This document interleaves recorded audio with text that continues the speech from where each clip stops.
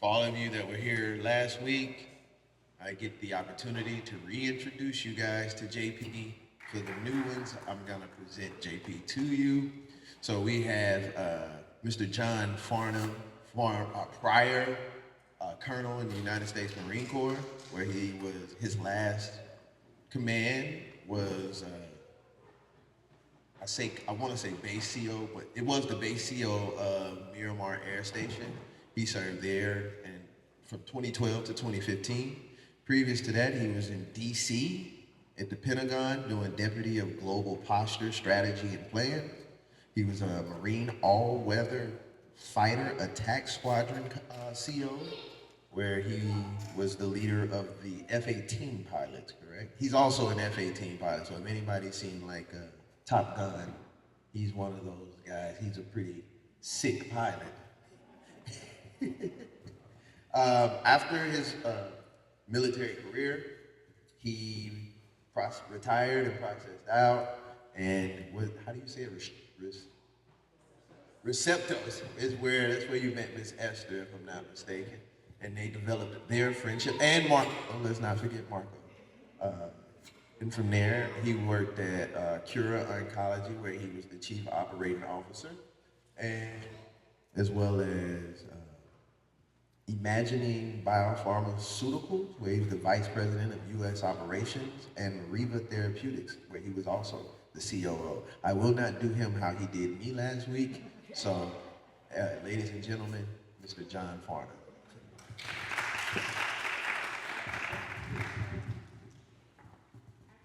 Wanted to, just since I work for JP, I wanted to give you a perspective that's not on his bio.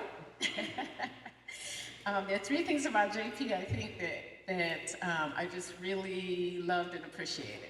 First is that he is super humble.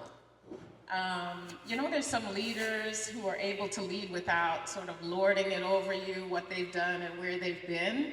And he is one of those leaders. He's accomplished so very much.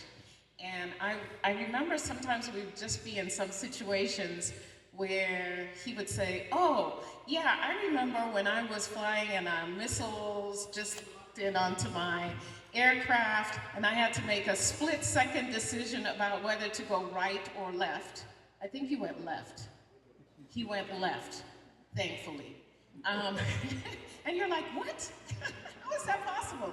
Or we had a small fire in the lab once, a very small fire, and then he'll be like, oh, yeah, I remember that one time where there was this wall of flames, and then we just had to, work through this, and we were there at the base fighting fires, and I'm like, what? How is that possible? Just a very humble person who's just easy to talk to, but you would never believe the things that he's done and accomplished. So that's one thing I really appreciate about him. And the second is he's a leader that inspires confidence. Even when the situation does not look great. When I worked with him at Receptos, he was the chief operating officer, which meant that all of the operations needed to work and flow. And we had just gotten acquired by a large company, and they were just insisting and demanding that things go a certain way. And it wasn't working out, and JP was in charge of making sure that it was. And he would always say, oh, it's okay, it's not too good, but it's going to work out. And we actually believed him, right? There was no evidence to support that claim, but we believed him because it was that he's one of the leaders that inspire confidence. And then the third thing I wanted to tell you about him is that he is really willing to learn. So he came out of being a commander, a base CEO, and then he came into the biotech industry with us at Receptos. And they are two whole different worlds. And I think the second day that JP joined, he said to me, you introduced yourself and you said, explain to me how all this works. And I was like, okay. Okay, where do we start? So we started on a little board, and I explained to you the drug discovery cycle. In a little couch.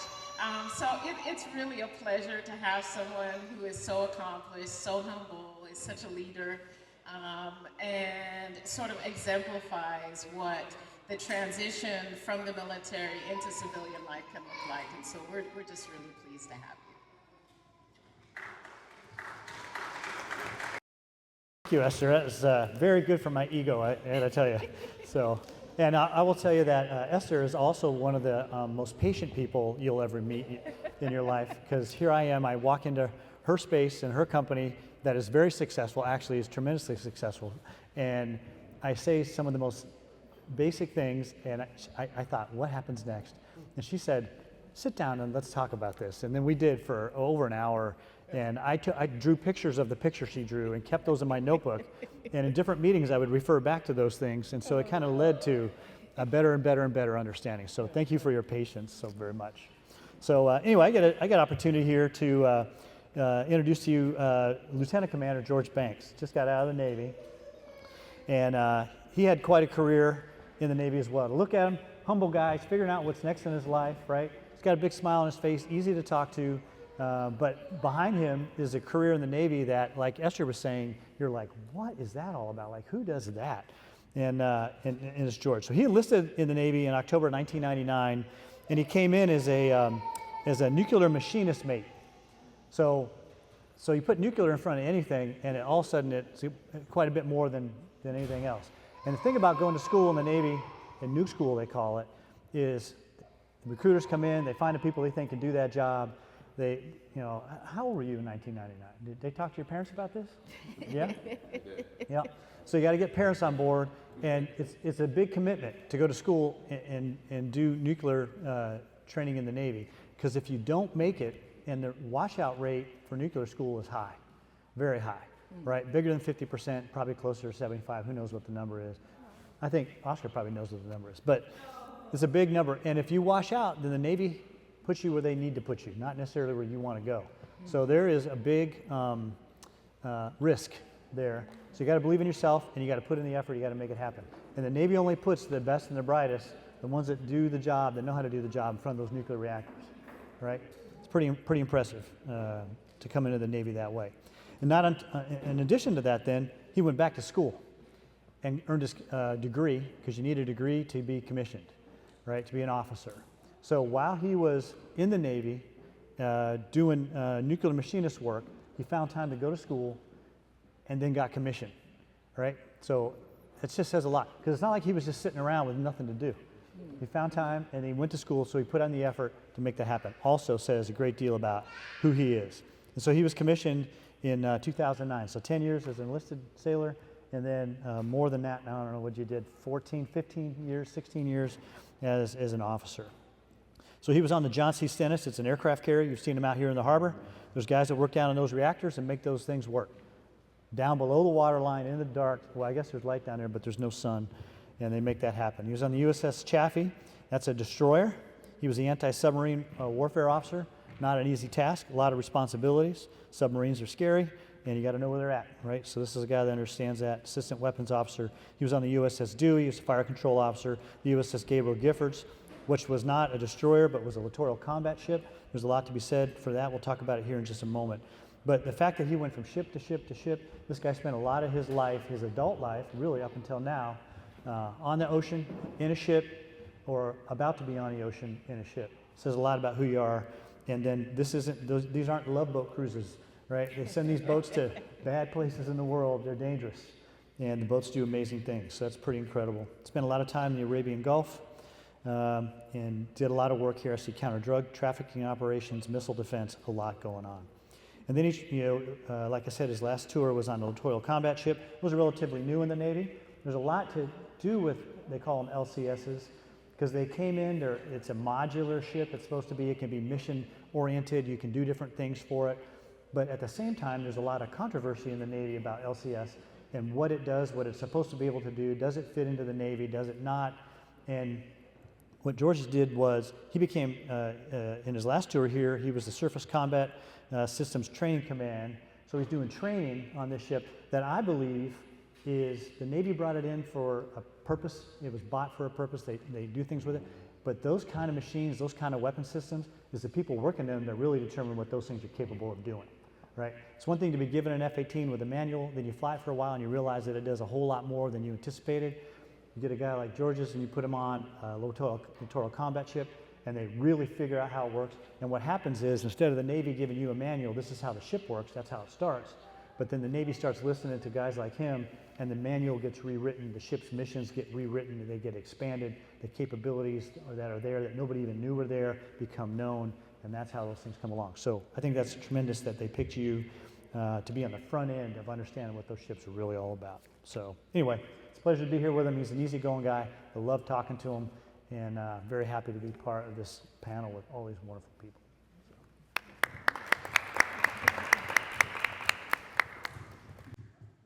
Okay, I have to stand up for this. So I have the extreme pleasure of introducing Dr. Esther Martinville. I know all of you guys know her. She sings in the praise team. She leads out there. But what you may not know, and what I didn't know until I asked her for her bio or CV, is all of the accomplishments. Now, I knew she was a chemist, biochemistry. I knew she did that. I know her husband also very accomplished in chemistry. But when I actually read this, I was beyond impressed. I was floored. And she doesn't like to talk about herself, as nobody up here does, but I'm going to take a couple of minutes, and I ask you bear with me as I kind of go through an abbreviated summary of all the things that she's done. So initially, she started out some years ago, earned her bachelor's degree initially in chemistry at Andrew University in Bergen Spring, Michigan. She went on to study for master's degree, which she got at UCLA, which she did that in chemistry as well. And then she went on to study for her PhD in chemistry. She did that over in Switzerland, which was at the Swiss Federal Institute of Technology in Zurich, correct? Right, and she earned her doctorate degree there. And then finally at the University of Illinois, she did her and completed postdoctoral studies. And then during that time, she worked at a variety of pharmaceutical companies. Now, I don't know very much about pharmaceuticals. I'm curious to learn more. So if I say some things that maybe we don't understand, we may have to ask Esther to help us understand this, but it's still impressive nonetheless. She served as a lead chemist initially with Ligand Pharmaceutical Group, where she was the lead chemist for the androgen receptor modulator program, where they identified, which is the LGD2941, which helped me out. What is that? The clinical candidate, right, for osteoporosis and sexual dysfunction. Yeah, exactly. And then she went on to work at another pharmaceutical company after that, where she spearheaded a project for subtype selective sodium channels from HITS to phase 1 to neuropathic pain. So that was working with trying to solve for neuropathic pain. Right. Thank you. And then she moved on, continuing moving up. She worked at a few other companies. She moved up to the associate director position.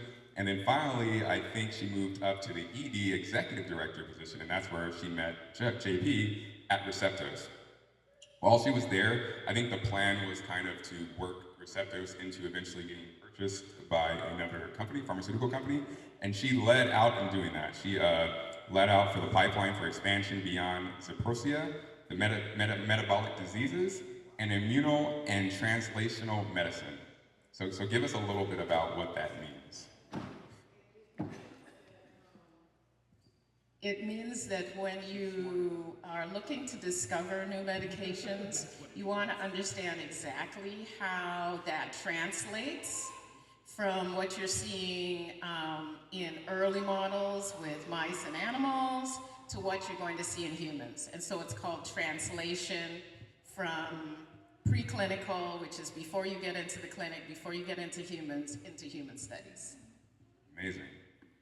And during that time, you were working on, or you were responsible for the discovery, once again, I'm gonna need help with this, of RPH8844, which was another modulator for the GLP-1 receptor for metabolic diseases from 10, is that microgram hits to the independent filing? Help me out with that.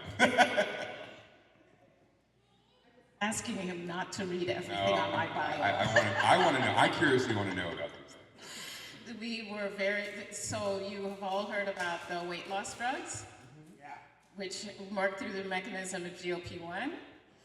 we, at the very early stages, the weight loss drugs out there are not mine, so I just want to make that disclaimer, but we were working about 10 years ago on weight loss drugs, looking at that mechanism. And sometimes you pass upon an opportunity because you think it's not going to be great. So the company decided to pass up on that opportunity because they thought it wasn't going to be great. And yeah, and we all know mistake. The hindsight is always 2020. Then she went on to serve as the chief science officer at Scient Pharmaceuticals, and that's where you currently are to now, correct? Right. While there, it was acquired from Insight for $750 million plus. So far, since she's been there, they've identified 2 first-in-class drugs, advanced to the PH2 POC trials, which I'm assuming is the furthering trials for. Are we at the humans yet? Or? Right. She's done that, and she's built the pharmaceutical company that she's currently at from a startup all the way to the clinical position. So, in summary, she has taken 3 drugs, 1 from the startup to the clinic, and she's responsible for building 2 other companies from the inception of clinical development all the way to the discovery of 2 other ones for proof of concept. So we're working to get to clinical trials for those 2. She's got 2 successful acquisitions from the companies that she's kind of worked through. They've been acquired, totaling over $7.95 billion in acquisitions for these 2 companies. And then finally, this is what we all know mostly. This is what's most important. Esther is very, very passionate. First of all, her passion is for God, and we think that's the most important thing. So she's passionately yes, clap for that, please. Amen. Amen. She's a passionate servant leader. She's always available to lead in worship and to lead others to Christ at any time. But she's also very, very excited about building teams and building networks of people, and that's what you can see up here, what she's brought. She wanted to make sure that I said to all of you that she wouldn't be here if it wasn't for the grace of God, and she always remembers that. And as you guys already know, I'm not telling you guys anything you don't know. She's one of the most humble people you ever meet, but I did want you guys to know about some of the amazing things this woman has done up here. Amen.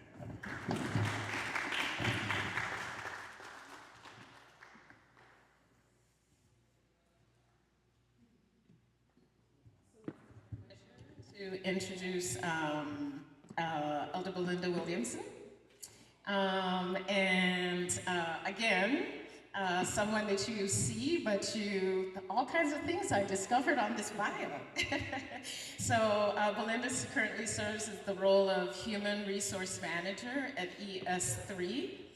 And ES3 is a global aerospace engineering company, which is headquartered here in San Diego.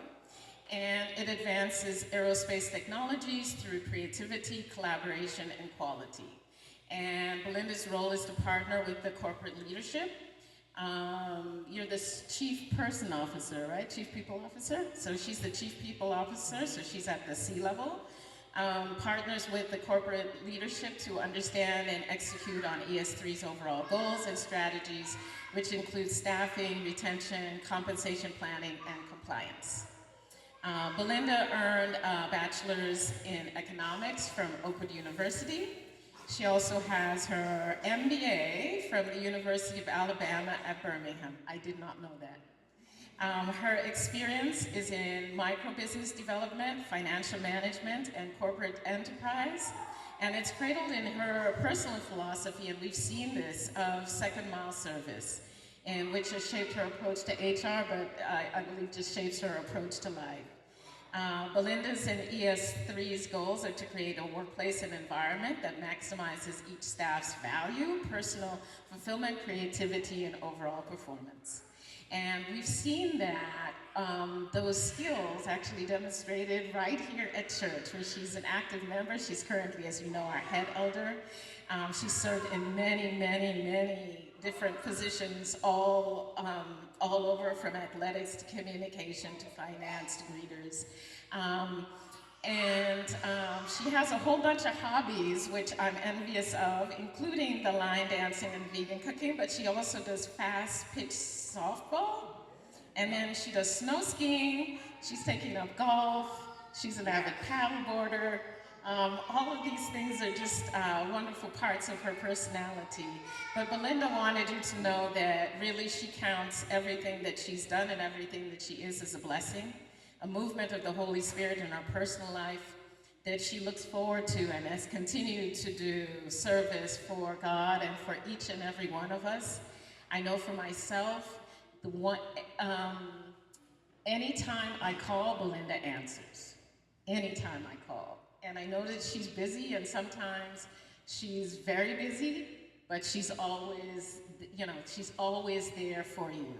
And I think all of us have seen that. And so just wanted to take this moment to show you that additional side of Belinda and to congratulate and affirm her.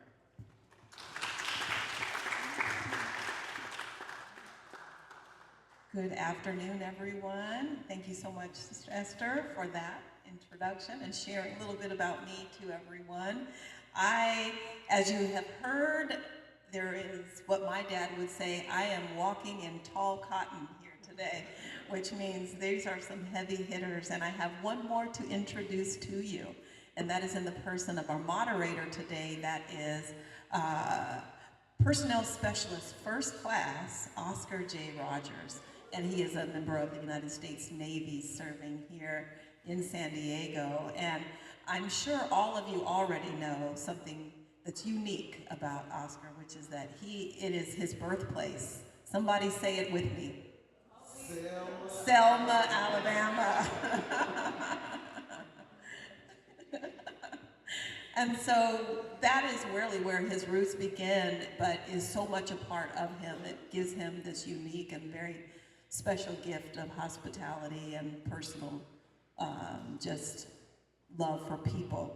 And I'll just kind of take you through his career highlights, and that is that in 2011, he first reported for active duty through his recruit training command in Great Lakes, Illinois, for basic training as it's called.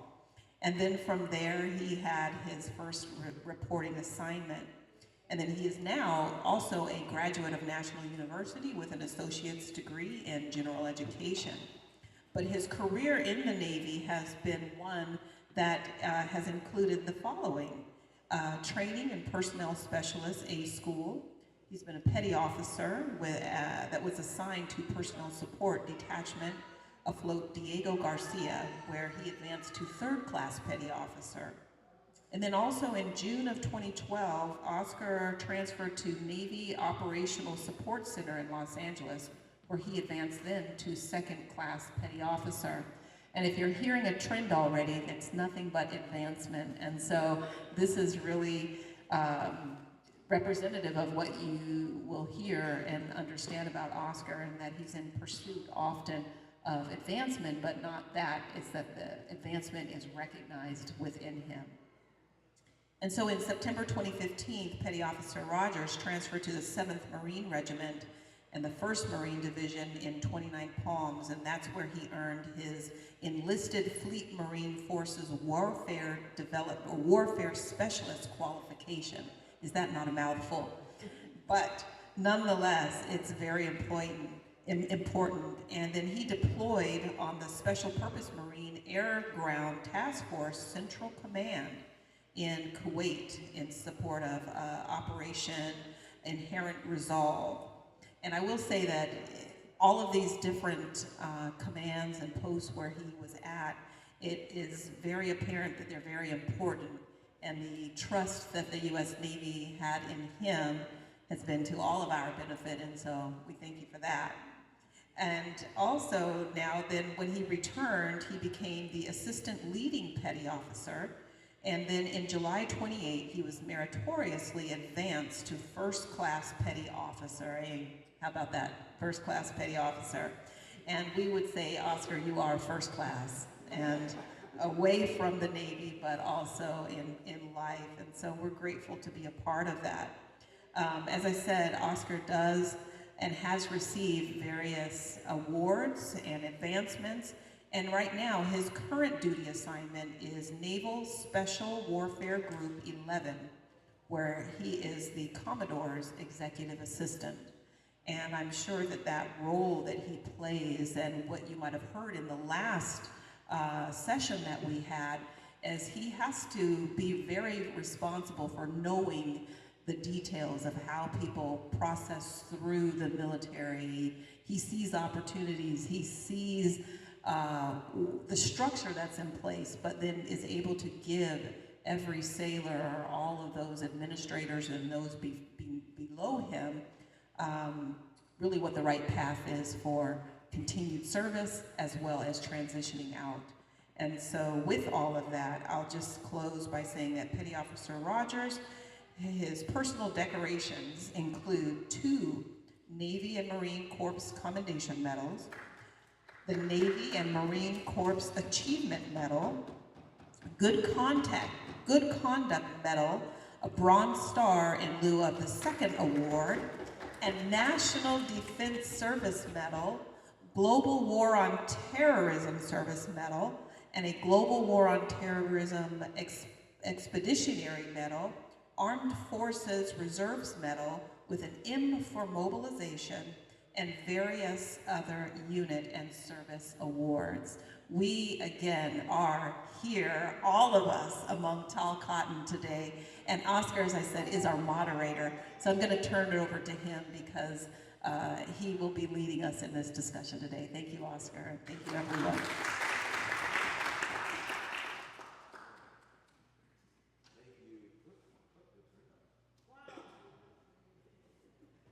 Thank you, Elder. As we say, EBW, I really appreciate it. So just getting this thing started off really quickly, I know that it's a mixed bunch in here, and it's a mixed bunch up here. So we'll be hitting some military from guys like my friend Brandon right there, and we'll be addressing some civilian concerns as well. The first question I will ask to the panel as a whole is, if I'm in the military now or just processed out, how soon should I be planning? How soon should I have been planning my transition out of the military? What should I be doing? All right, I'll start that off. So no matter when you start, you probably should have started a little earlier, right? Is how it goes, and it depends on where you are. You know, you sign up, and you know, say especially with an enlisted career, maybe you're going to do 4 years, and then maybe you're going to do 4 years more, and it seems like forever that you have until you're going to get out. It seems like forever, but it really isn't. It comes pretty fast. So I think when you're early in your career, what you want to do is focus on your career, go to school, get in, do kind of like Oscar, the rest of us did, get good at what your job is, and then start moving through. But in the back of your mind, you have to think, I'm getting out at some point, right? If we could stay in till we could retire when we're 65, a lot of us would have done that. But everybody's got to get out, and you typically get out in your 30s and mid to late 40s. So you need to start thinking about that ahead of time. And what that means for me is you need to get yourself financially prepared, right? Not just to get out, do it while you're in, right? Because you know, be smart with your money. It took me probably 10 years. So I had to be a major to pay off being a captain, because my wife and I were just having so much fun. And then one day I realized we didn't have any cash in the bank, and I was like, oh man, we got to do something different. So you know, you start financially preparing yourself a little bit. When I went to get out, there's a little bit of a learning curve in what jobs are on the outside, right? Because you know what the jobs are on the inside, because they're all listed there for you. Everybody knows what everybody does. But I'm amazed at what people get paid to do on the outside, right? I didn't know what some jobs were. I'm like, do they pay you for that, or how's that work, you know? So you need to start understanding what is available to you, what jobs are out there. You do that by talking to friends. Get outside your comfort zone, and your comfort zone is typically your military family. Get outside of that, understand what's going on. Continue your education along the way as much as you can. There's always opportunities in the military, some more than others, to continue your education. That introduces you to areas that you haven't been in, but you get a better understanding of what's out there, and then you go from there. So kind of build your general situational awareness of what's there. And then before you get out, the military has a process, and it used to be terrible, and now it's not super terrible, but it's still not the best. But get involved in that, because what you'll see, and I'll tell you this, I know a lot of 2, 3, 4-star generals that get out of the military, and they didn't think about getting out, and all of a sudden they're getting rushed, they're trying to get through the process, and they all of a sudden find themselves outside the military. These guys have been in 30, 35, 40 years, and they don't know what to do next, right? and they're the ones that spent their career telling people, hey, you know, get your stuff done, get, you know, sign off, get this, get that, go to this class, do all that, and they don't do it themselves. So it's easy to tell others to do it. It's hard to do it yourself because you're just too busy. George probably got a great example of that. You worked right till the last day, I bet, and you know, and trying to get out. So there's a lot to be said for that. So anyway, I know I rambled a little bit. George, over to you. No, I think that makes a lot of sense. Definitely something that I put out to a lot of my people when I was doing it. The best piece of advice I got when I went to my last command is my executive officer, the day I checked in on 3-year orders, she told me, this is your last duty station. Plan for it right now. That was her intro to me. And that was very helpful. She let me go to the transition class twice. She recommended I do it immediately, pretty much when I got there, and then another year before I transitioned out. So I would say at a minimum, you gotta look at about 18 months. And unfortunately, both classes I sat in on, where they're talking to us about transitioning out of the service, there were still sailors there that they were getting out within a week. And so that was just unfortunately not enough time to plan. I'm gonna do something a little bit off and put somebody on the spot. He probably knows I'm looking at him. I just wanna ask if I can, and we'll get the mic out there to you.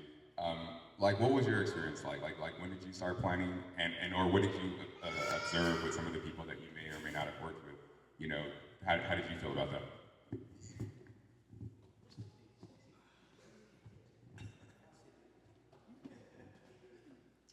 Let's see. I started planning my transition out probably about 2 years before I wanted to get out. But during that process, I thought it was like, you know, doing your VA claim and all that. I got set up with the DAV. I think it was actually at the Miramar base, and they didn't file my claim for me. So I ended up having to do it myself after I got out. So it kind of messed up the whole BDD claim, and so I had to do the traditional. So now I'm still going through that process 6 months later. But yeah, finding a job, I got lucky because I talked to a friend, and you know, he ended up getting me a job they hired disabled veterans, so that was good. But yeah, that was the process. What did you have anybody else from you also? Did they have similar experiences, or how did you work? It was kind of mixed because my buddies that got out before, probably 6 months before, they actually got their 100% disability and all that stuff before they got out. So it's just really a draw, you know, it's just how lucky you are. Appreciate that. Thank you, Brandon. It's funny that was the first question, because as we were preparing for this, we were on a Zoom call together, all of us, and Miss Esther posed the question, and then JP, George, and I, we just kind of went into a whole tangent of just bouncing. Hey, if you're getting out, you should be 18 months. 18 months is a little too late. That's what I said. 18 months is a little too late. So if you're still in and you're thinking about it, you might want to kind of take the Lieutenant Commander Banks approach. And then 36 months, you know, you want to get out at 36 months, start working towards it now. Me, I'm past 14. I'm a lifer. My next question for the panel, and I would want to start with Miss Esther or Elder Williamson, is what skills should I highlight in my resume or bio which will be suitable for civilian careers? And this is for military and civilians the same.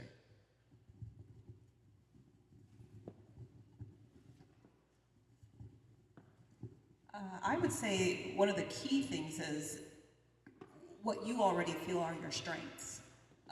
You can summarize the things that are your maybe accomplishments educationally, but really the practical skill sets that you have that are transferable, because you won't always be in your same environment all the time. So I would say the things that are the strengths, what you have confidence behind, that you know are key staffs that could be helpful or employable in any setting. So maybe that is that you have a unique ability to lead projects. It's called project management. Maybe you have a unique ability to collaborate really well with all levels of people around you. Not everyone has the gift of being able to be a good communicator. These are all skills that I think within the military setting you have to utilize, but apart from the military setting, they're very much a part of industry on a daily basis. Collaboration, creativity, communication, these are all key skills. Yeah, I'd actually agree. I've had the opportunity as, to work with RET, and then I actually hired someone who had just come out of the military to work with me at Receptos. And I think I'd highlight a couple of things. I think in the military you have leadership skills that we in the civilian world do not see. And so I think doing the best in your CV and your resume and in your interviews to highlight those that, where you had the opportunity to lead, I think that's really important. And in your CV, try to have your CV be something, or your bio be something where it's very clear. Translate the military terms as civilian terms. Because if we see, there's a lot of stuff we don't understand, right? And so it's hard to pick out what you've actually done if you don't make that translation. And so I think that translation is key on the leadership skills. I think you should also highlight your willingness to learn and show examples of how you have sort of moved from one aspect to another, from one station to another, from one post to another, your education. Add that to your CV for sure, because that's super helpful. And then the other thing is where you showed initiative, or where an opportunity came where you jumped on it and took that extra leap. Because I think one of the things that we probably don't appreciate in the civilian world, some folks have the impression that, in the military you do just what you're told. And so you're not thinking yourself, you're not having the initiative yourself, you're not making that next step. And so just encourage as part of your skills to really highlight the leadership, the initiative, and willingness to learn. Add to that a little bit. So Esther brings up a good point. People think when they talk to me that at Miramar I went to work every day, and then first thing in the morning I just told 2,500 people, each one of them what to go do, and then they did that all day, and then we met the next day and I did that again. Well, the truth is you don't do that at all, right? You have a big vision, and all these people are trying to make the job happen. Most of them have jobs that you're not qualified to do. As the commanding officer, I was never going to be, an environmental engineer. I was never going to run an airfield. I was never going to run a department store. I was never going to, and there's all these professionals that do that. But people have these preconceptions of what life in the military is all about. And it's based on, an uncle from the past. It's based on a movie or a bunch of movies, right, on how it works. And it's a bunch of, people telling other people what to do. And let me tell you, if you're in the Soviet army, that's probably what it was, right? Right? Soviet leadership would tell their guys, go do this, and they would go do that or try to do that, and then wait for instructions. But in the U.S. military, it's totally the opposite of that. Leaders give intent, they give end state, they give idea, general focus on where we need to be at the end of the day. And then everybody between whoever gave those orders to the newest person is a leader throughout, every single person, even if you're only leading yourself. So you're making decisions every day, and those are very important decisions, sometimes little, sometimes big. And so to convey that in your interview, if you find yourself in an interview, like I said, you don't want to come across as, you want to be humble, right? That's the way to be. But you also want to convey across that you're a decision maker in your career every day. And it doesn't feel that way every day when you're in, but it's true, right? And people are so reliant on you as a leader, and I said this a couple weeks ago, there's more work that can be done. There's not enough people to do it, so it requires everybody in the military to step up, not one level, not two levels, sometimes three or more, to fill a gap. And all those things are the things that Esther, in every job interview that I've been on since I got out, they're looking for that. Somebody who's willing to step up and fill a gap. So if you tell a story about, you were, a billet for an E3, or you were an E3 and you filled a billet for an E5, Lance Corporal to a sergeant, whatever, huge difference there, right?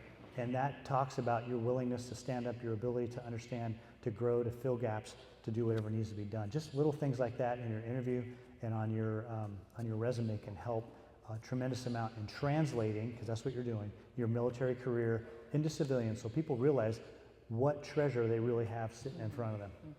And in the military, we're always rating each other, right? Who's the best, who's the worst, who's this, who's that. Well, let me tell you, from top to bottom, for the most part, there's only a few degrees between us, and it really isn't a lot. On the outside, they won't see those gaps. What they see is what you're able to do, what you've done, and those accomplishments. But you got to say it in a way that they can understand, right? Don't use acronyms, use words, and just say it. Thank you. With that, I want to take this opportunity to see if anyone in the audience has any questions that they would like to ask the panel. Don't be shy. Okay. Well, thank you, George. I'm selfishly going to ask some questions from the people that are up here. So with your experience, and once again, people were not on our calls before. I know both, Esther and Elder Belinda here have experience working with military personnel, right?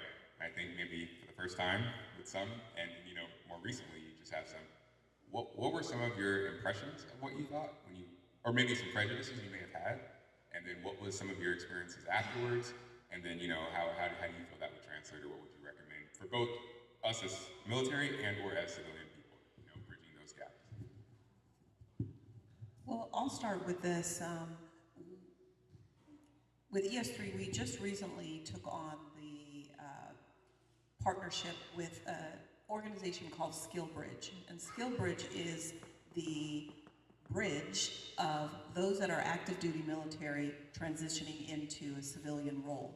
And so this program aligns private businesses with those exiting the military and creates opportunities for them to train in their last period of months of active service before they process out.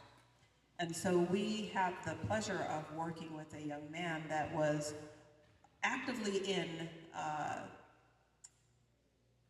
service there in Abilene, Texas, and he was working with our cold spray technology role, but about 15, 16 months before, actually a little bit more, probably around about 18 months, 20 months before he actually was ready to process out, he started to have this conversation with us.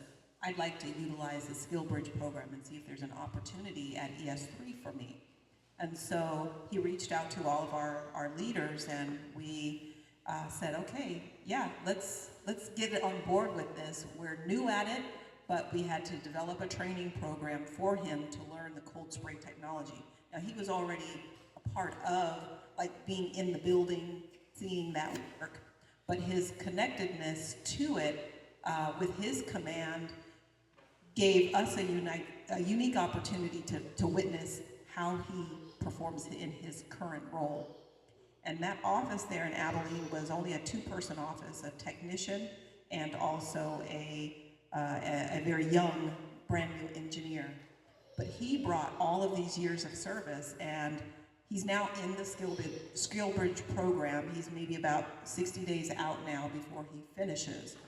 And the reports that I'm getting from our more seasoned engineers who supervise that staff that's there is that this particular individual is so talented that he is providing leadership and the maturity with processes and what have you, and he's bringing so much value to a very small operation, but also his ability to work with those that are still active duty and with our service partners or our what we call customers, other Air Force personnel or private commercial entities.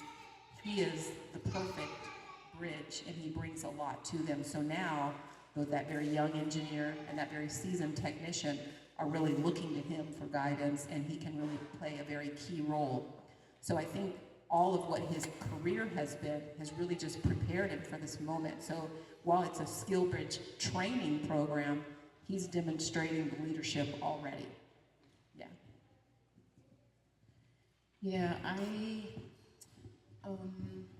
not sure how best to answer the question except based on sort of my experiences, which have been nothing but good. I wouldn't have brought in JP to meet my church family if the experience had been good. But what I've seen in my sort of N of 2 is that folks who come from the military have a certain dependability, a certain reliability, a certain sense of service and mission and duty that is not necessarily in other parts of, in the pool that we're using to hire and work with folks. And so I think really, as I was mentioning before, we shouldn't skip over that military service. I think when I'm looking at resumes, you guys know the mantra, right? There's so many resumes come in, and you spend about a minute per resume. It's really, really quick. I mean, Belinda can tell you about it. It's really quick. You're just filtering through to see who's got what skills that you need. And sometimes we tend to skip over that military service as not being relevant, so we skip. But encouraging not to skip, because in there's just so much of what we actually need in terms of the reliability, the camaraderie, the ability to work together in a box, because it's all the same basic skills we're looking for in any job. There's technical parts of it, but there's still the basic skills. We want people to be able to do their job, work well together, right? To be able to take it seriously and to be able to advance and show creativity, right? And so I think that's what I've seen, and for me, it's been nothing but a pleasure.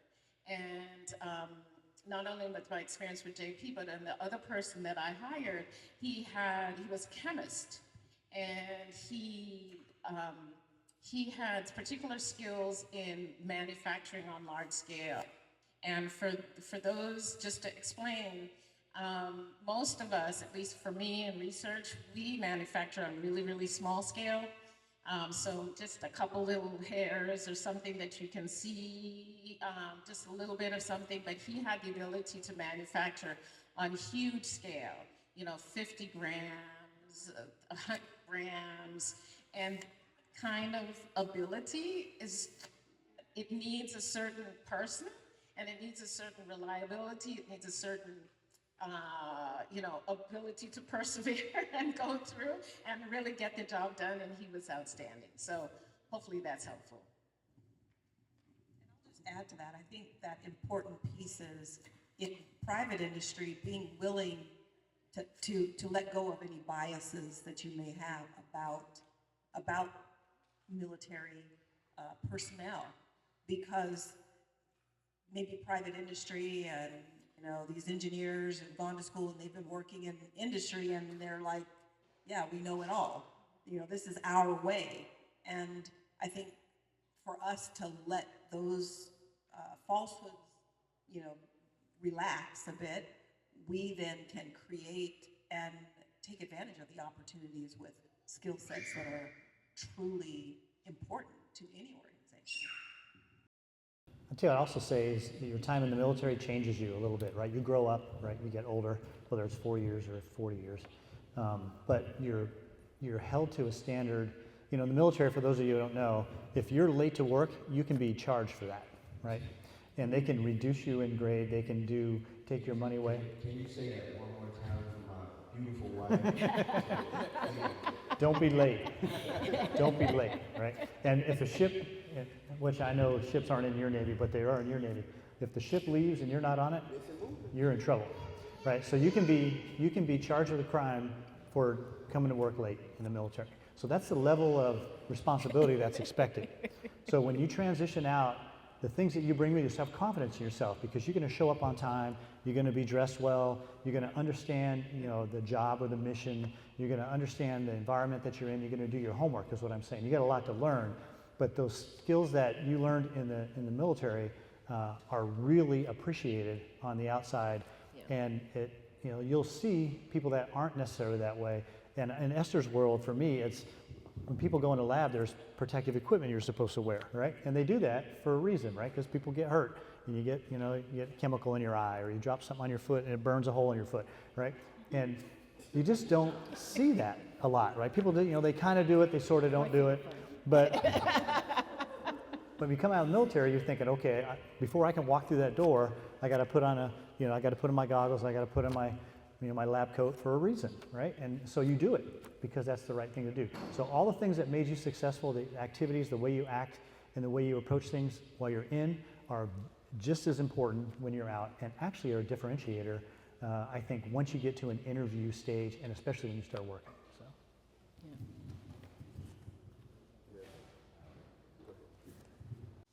Once again, is there anyone that has a question from the audience? Brandon? Janine? Come on down. So, being in young adult ministries, we encounter a lot of new members or guests or people that are here for just a short time, but they're looking for community. Would you all say that it's, for those of you who are service members, that it was important for you to establish community outside of work as a point of preparing for your exit? So establishing relationships so that way you can transition, and if you had one resource that you could, encourage those people who we come into contact in young adult ministries, what would that be?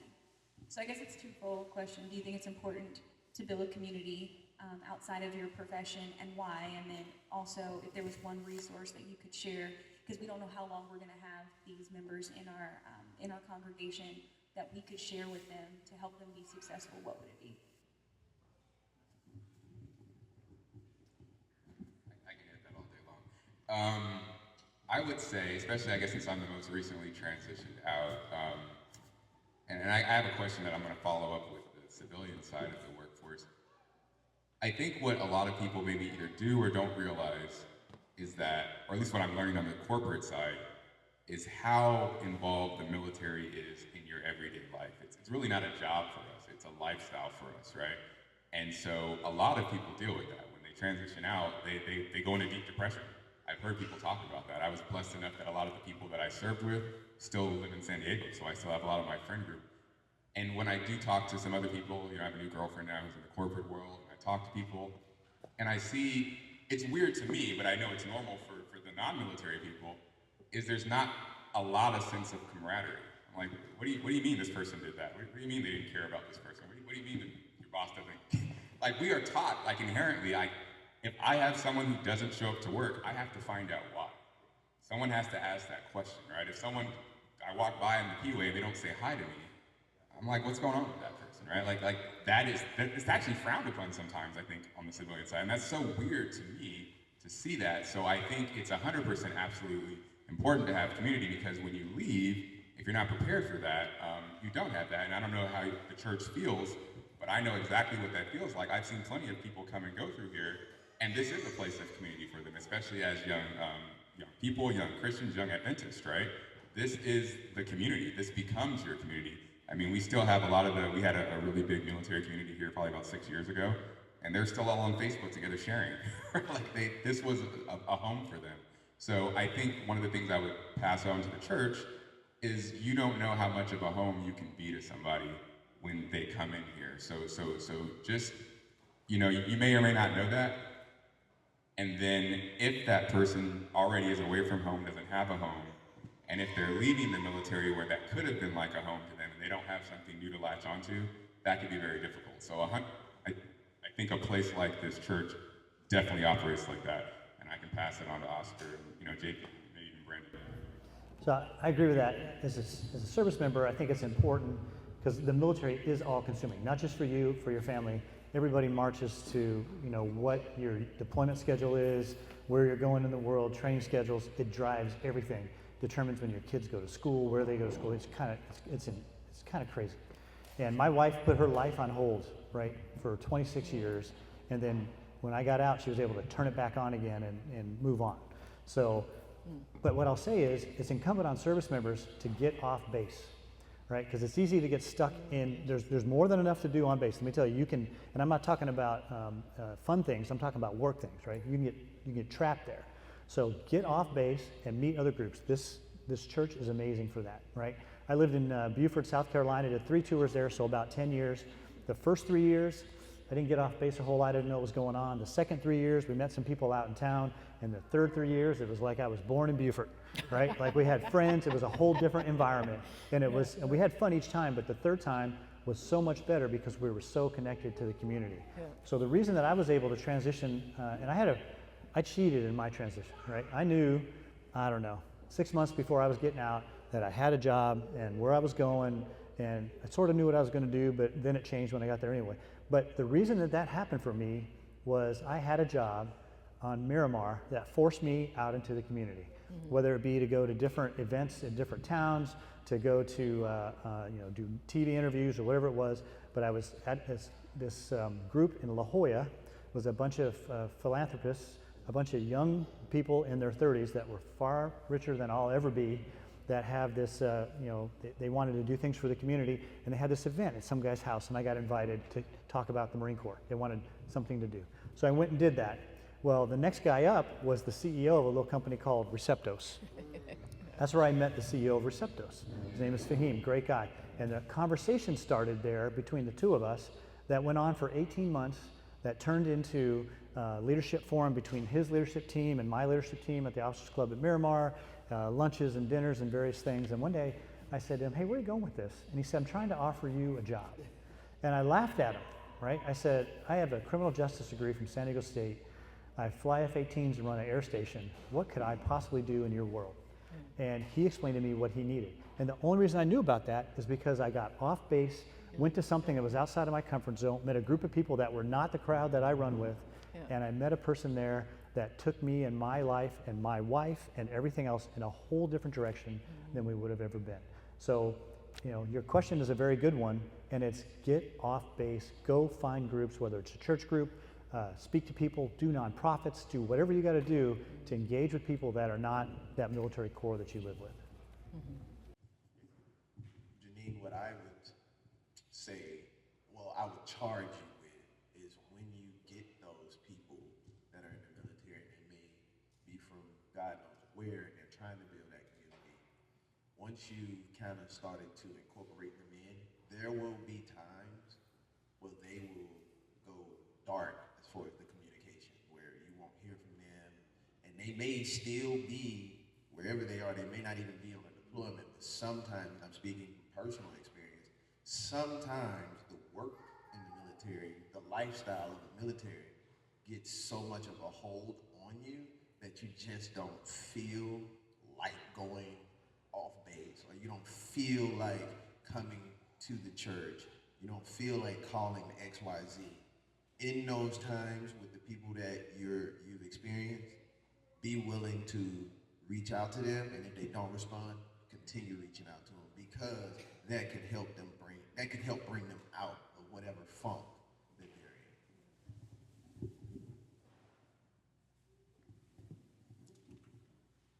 It was the question. I had something. Oh, who had a question? Oh, you had a question?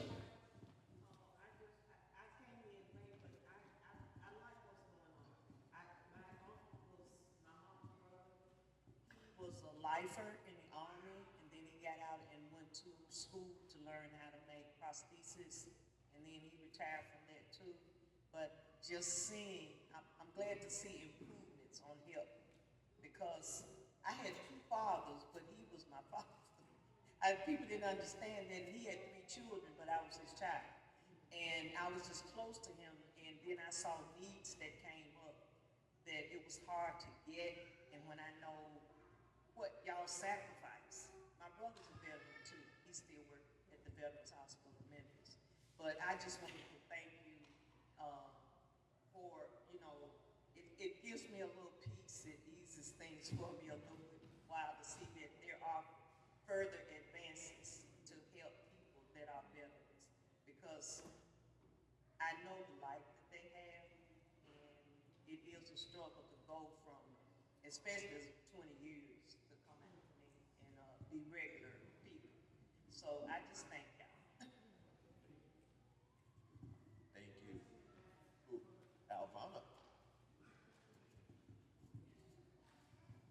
Good afternoon. My question is more about the transition and of the transferable skills, because sometimes, you know, you meet someone in the Navy, you're like, or in any branch of the military, and you say, oh, what do you do? And they have this, like you said, nuclear machinist, blah, blah, blah, blah, blah, blah, and it's civilian, you're sitting there like, wow, that sounds great. Have no clue what you do, right? So how, is there a resource that is bridging, like how do you translate those skills and your job into regular world talk, so that it can be more relatable? Like you guys were saying, you know, you were saying that you didn't even think about applying for biochemistry company because you didn't feel like your skills would fit, when they really were a really great match, but you just didn't know it. So is there, you know, like kind of career fairs and how they have these different conversations about you're going into the civilian world, this is, you know, kind of the civilian world, and the same thing for the civilians.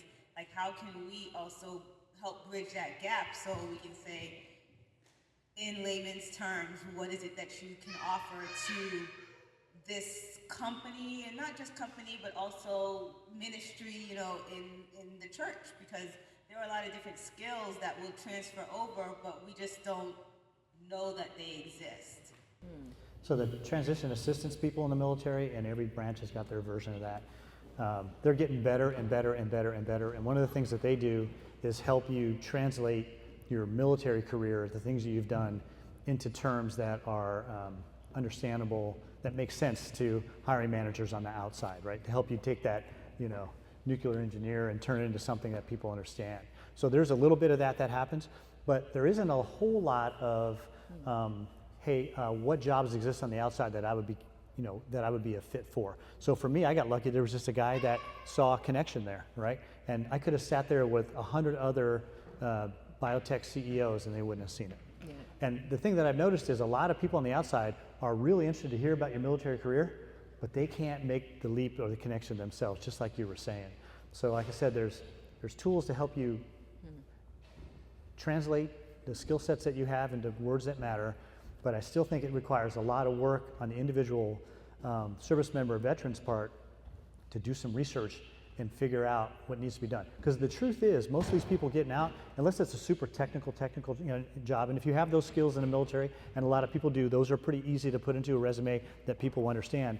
But every other job, pretty much, you could take Oscar, drop him into a job, and say, hey, I need you to figure this out, and he could do it, right? That's the skill set that he has, right? I need you to run, you know, take care of, you know, people management at this biotech company.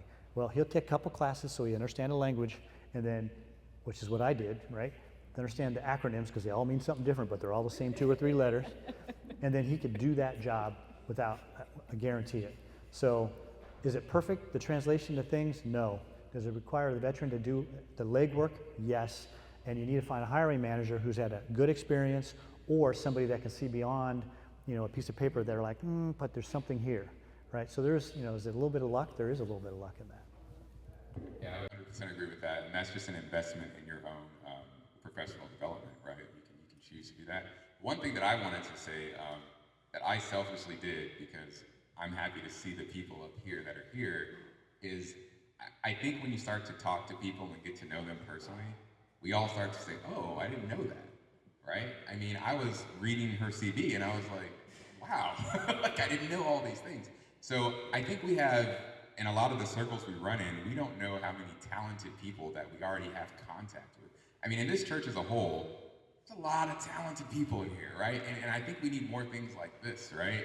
Not just for the military, but for young people, for other people to say, like, look at all these professional accomplishments that are here that we already have access to, and then how do we connect those people mentorship-wise, right? How do we mentor each other? How do we grow each other? Because, yeah, maybe I do want to pursue some kind of career in the pharmaceutical world or in aerospace engineering, right? Like I can translate maybe engineering skills into that, right?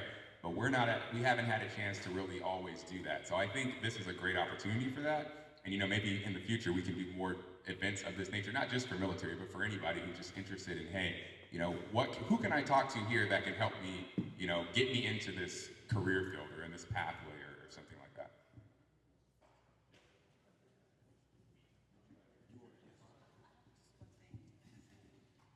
also on the front end of military service, I mean, I know, and this is just me observing into that world, but I'm feeling like also at the very beginning, when a person enlists, they should be thinking about, how will I get out? Like, what is that gonna mean? So all along the way, you are establishing those relationships and making some determinations, and that you may not just, and sometimes it's just youthfulness. You go in and maybe you don't have a plan, but for all of us on the outside, we can be that kind of encouragement when people are creating community, as to say, oh, well, what might be your plan? You know, how do you want to make your progression? You heard me when I was doing the description of, or introducing Oscar, is that there were these very systematic advances, but I think the time in, if you only know on the front end, knowing that there are really some stepping stones to opportunity on the outside, maybe the approach could be very different. So I would say our encouragement as those that are non-service members, that we can be very helpful to those that are in, while we're here at church and this is community, we can be very helpful when we make those connections with young people. And we're so close, we're at 31st Street, 32nd Street right there. And you know, that has always been one of the things I kind of keep in mind as we're greeting people, that hey, we can have an impact into the lives of people. So, yeah. So I have a question, and it's for all parties, for the retirees as well as the civilian professionals. What are, so for George and JP, what are the challenges you've experienced, like maybe the military has caused you while transitioning into the civilian life? And for Ms. Esther and Ms. Williamson, what are some of the challenges you see when, like, you have a military person trying, or you're trying to understand something off of a veteran's resume? So what I'll say about being in the longer you're in, I think it gets a little bit harder, because you feel like you stepped out of society when you were 18 or 20 years old, and then you ran parallel to it in this group of people for however long you're in. And if you did a career like we're all going to do here or done, that's a long time. You feel like you're outside of society. But the truth is, you're actually just in a different sector. So anybody that's in a sector that's trying to get a job in a different sector has got to build those inroads, get people to do it. So that's really what it is, right? So once I realized that, where, hey, I'm not trying to re-assimilate into civilian world, although you do a little bit of that, right? I'm not trying to re-assimilate into a world that saw me last 25 years ago and wondered where I've been, and now all of a sudden I'm knocking on the door, hey guys, how's it going? You know, do you have a job? I'm like everybody else in the country or in the world that is trying to move from one industry to another industry, right? And in some cases, it can be even easier than that, because your skill set, your technical skill set, whatever you did in the service, can translate directly to something that's outside, so it's not that much of a move. Now we talk about veterans getting out and getting jobs like it's hard. So there is a path that exists depending on your job, your military occupational specialty. There's a beaten path to a job. Like for me, it was aviation industry, right? I could have worked for General Atomics, I could have worked for Northrop Grumman, I could have worked for Boeing, I could have worked, and I probably would have worked for somebody that I worked for before in my life, and I would have made more money than I've ever made in my life, and I would have moved on that way. And that's a great life, and there's nothing wrong with that. That's the easy path, and that's a good path, right? But there's some people that want to get out, and George is one of them, that wants to do something different, right? I wanted to do something different, and that is a very difficult path. You need to, like I said, get out, interject yourself into places, be uncomfortable, do things that way. So I don't want everybody walking out of here thinking, man, it's tough to get a job when you get out of the military. You can do it, but you're gonna kind of stay in the vein that you were in while you were in. And that's a great answer. And the people all my friends that have done that are living great lives and they're happy. But there's just some people that want to try to do something different, and it can be quite difficult. So.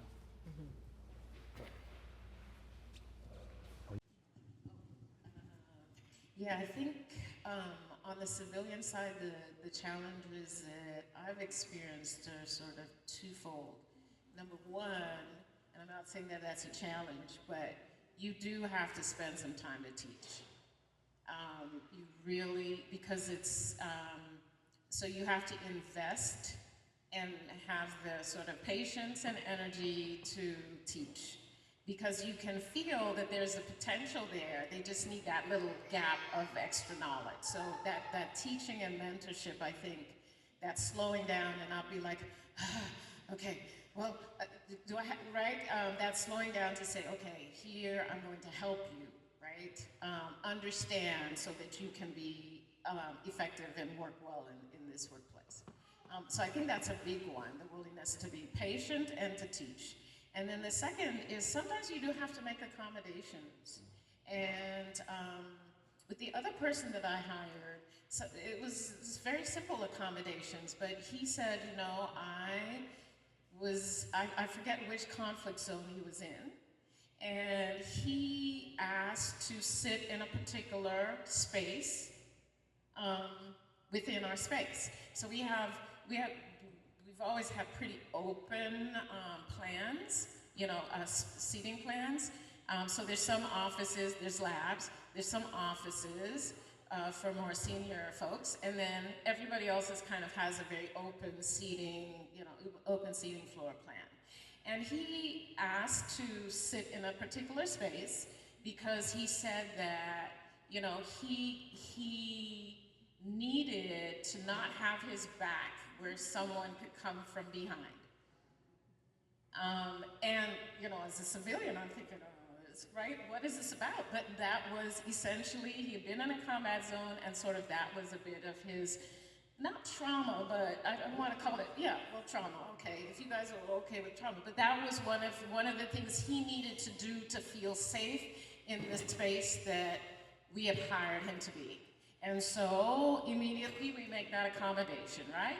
We have him pick the place where he will feel comfortable, and we don't play any kind of tricks on him like walk up and say, boo! But other than, right? So I think there are those two things. I think just being more sensitive to the experiences that folks have had, and to be accommodating when you can be. And then also to be willing to just take that breath and realize, okay, this person is coming from a different sector, and so I am going to spend the moment to teach. To add to that, so one of the first questions I asked Esther was, because the whole company was based on this molecule, and went and said, okay, let's see it. I want to look at it. Like, show me the molecule. And she went, she goes, well, we can see it, but not the way you're thinking about it, you know? And I thought, what is she talking about, you know? So anyway, she was very patient, and she explained to me, you know, what the story is, how it works, what's going on, how you make a molecule, how you know what it's doing, what it's not doing. It was a very long and drawn out, and she was very patient with me. So what's interesting is her world is all this preclinical, so basically in the lab world, making molecules. And my world there was a little bit of that, but just to understand what was going on. It was all clinical. It was all people and ops and, you know, getting doctors to do certain things and, you know, on and on and on. Well, my current job is all preclinical, right? I work with not a bunch of Esthers. Well, there's only one Esther, but I work with a bunch of people that try to do the same thing that Esther does. And it's all about molecules, and it's all about this, and everything that Esther taught me and what I learned paying attention to her space at Receptos is what fuels me every day and helps me hang on to these conversations with the scientists that I work for now. So it just comes around, goes around. It's pretty impressive. So. Thank you.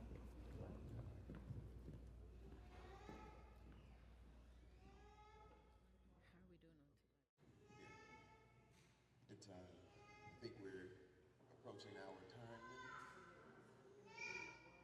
limit. So is there any more questions from the gallery? We should talk GI Bill before. We should be sure to talk about GI Bill. Oh, yeah, we can definitely talk about the GI Bill.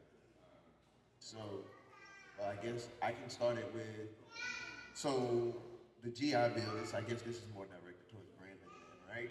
Describe what it is. Describe what it is. Okay, so the GI Bill, I think they've completely gotten rid of the Montgomery GI Bill. It started off as the Montgomery GI Bill where service members joined and they paid, I think it was $1,200 within their first year, and they received the GI Bill. It is now converted solely to the post 9/11 GI Bill, which is an education entitlement that will, the post 9/11 will not only pay for your education, but it will also provide you a housing stipend that is considered E5 with dependents.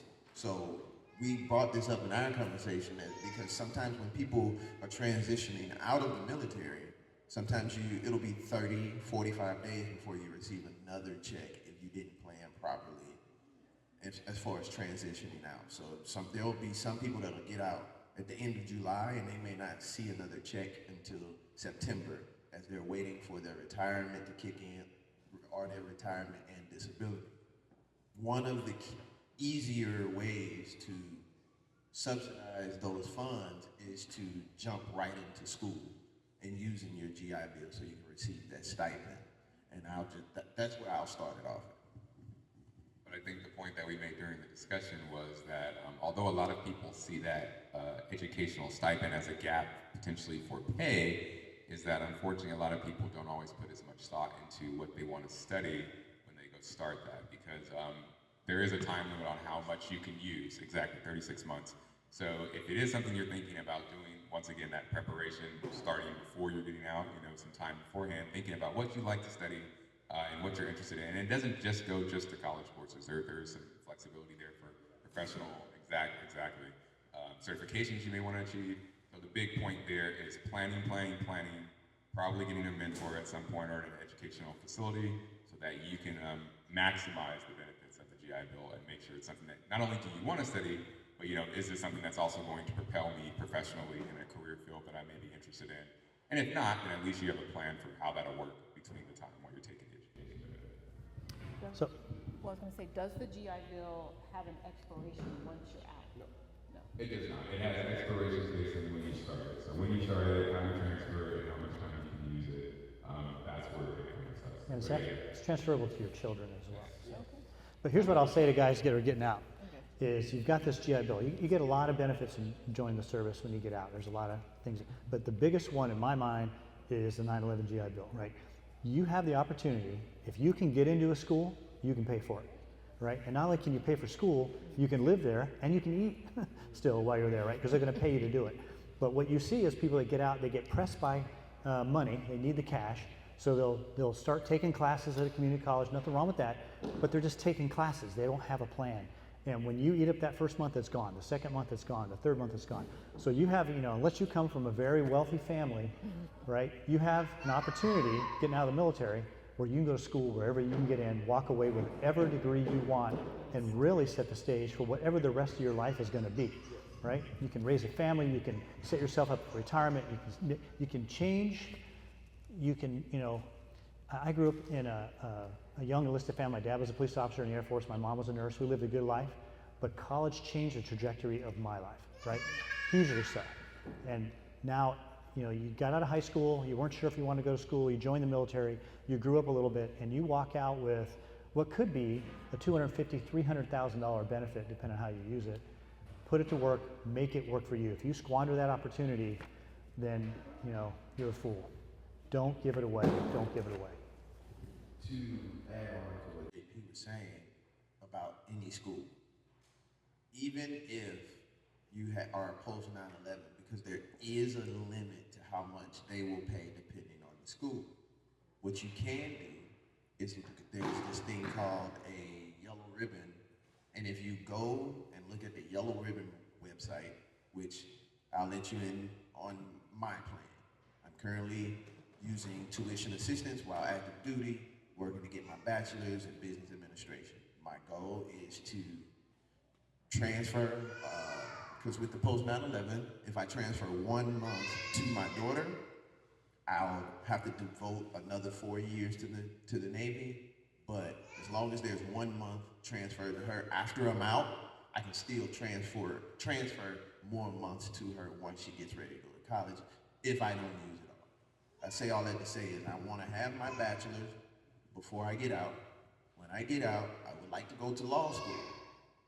Let's say Harvard. Harvard is a yellow ribbon college. If the post 9/11 GI Bill does not cover my full tuition, I then can apply to yellow ribbon, and yellow ribbon covers what post 9/11 won't. And I still get the E5 with dependents BAH rate in Connecticut. So just food for thought on the ability to tie the two. Are there any questions about GI Bill? I mean, I'm pretty passionate about it because I've seen people waste it and it just kills me. It is 48 months now. It's 36, and then you can submit to get the extra 12 months. Yeah. So it's a 36-month entitlement, but let's say your school runs a little bit longer, you can reach out to DFAS, and they'll ask you to fill out the paperwork, and they can add 12 months to it. But it's not an automatic entitlement, you have to request it. Because on my VA website, mine just shows 48 months and then subtracting another month. Right. So what I would say is, and those of you who aren't in the military, if you come across military personnel who are transfers now, or other people that come to our church, I love it. You guys send people to me anyway. He's in the military, go talk to George. Please send them my way for that. There are so many benefits we did not cover up here that are available to you, and education is only one of them. There are so many ways to cross that like JP said, unfortunately, a lot of them are underutilized. Everybody's looking for their disability once they get out, but there are so many things. There are so many non-federal things. There are California things. There are state things. There are things for your children. I mean, if you're a 100% disabled veteran in California, your kids can go to school for free and get a stipend. It happens in Florida. There's a lot of things out there. So please send them my way or any of our way. We have no problem talking to them about all of these benefits that we are aware of, and any we may not be. Okay, as I walk over to Alvana, I will talk about one last. The VA home loan is also another cheat code for us military members.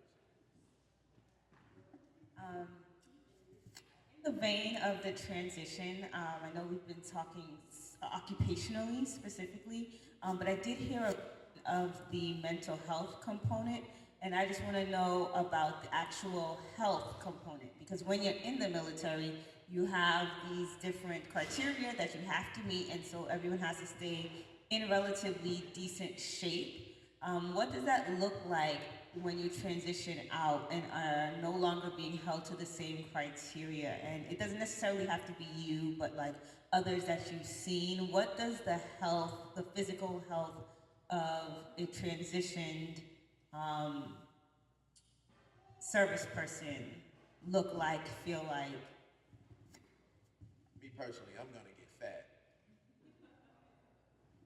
I think that's a great question. So once again, I will say, depends on the person. That's completely, based on the individual. And if we're talking about more the physical health, I will say that unlike probably a lot of civilian careers, we have a physical health component in our job, right? Like, in fact, for a lot of service members, it's part of your evaluation. Like, if you don't meet certain physical standards, you don't promote, right? So we have to maintain certain health criteria for our lifestyles. Each service has some slight differences there.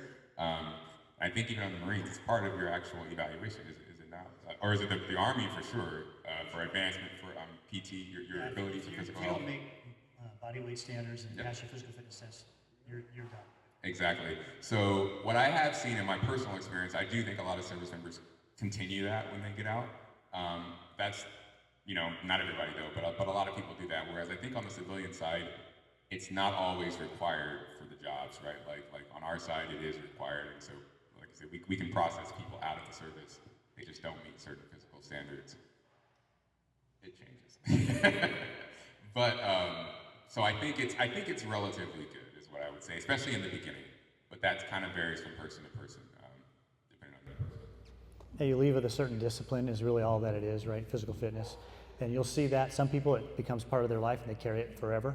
And others over time, fall into American society and, the American diet and, there's other things to do in the world besides go to the gym every day. So you do see changes. I will tell you that, if you, with your disability rated issues, the VA is there for you. So you have, anybody that serves anytime at all and gets out with some sort of disability rating, the Veterans Affairs, the hospitals are there to support you. If you do your career and get out, one of the benefits that you get, Kathy Jean and I, is the Navy and the VA will take care of our health care forever, right? We don't have to worry about that. I don't have to, and I know people that work, longer than they want to for health care. And Kathy Jean and I talk about how grateful we are and how lucky we are that doesn't have to be a factor in our decision to retire or not to retire. It comes back to that, benefits associated with being in the service. But I highly recommend to people, no matter whether you're in the military or not, stay in shape, right? Because it makes life better, right? And I think as I get older, what do we say? It's all about that core strength, makes for happy people, right? So stay in shape.